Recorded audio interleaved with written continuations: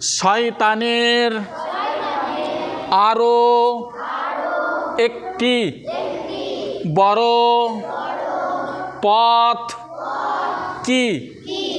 জবাব, অর্থ, সম্পদ, সুন্দর, জাঁকজমক পূর্ণ আসবাবপত্র,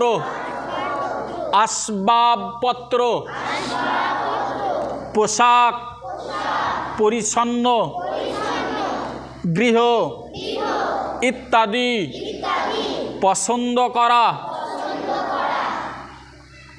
এগুলো হলো শয়তানের আর একটি কি বড় পথ, যার ভেতর দিয়ে শয়তান মানুষের ঈমানকে নষ্ট করে দিতে পারে। তাহলে সুন্নতি পোশাকই কি হচ্ছে? অহংকার হয়ে গেল, তখন আর সুন্নত থাকছে না, তখন কি হচ্ছে? এই সুন্নতি পোশাকটায়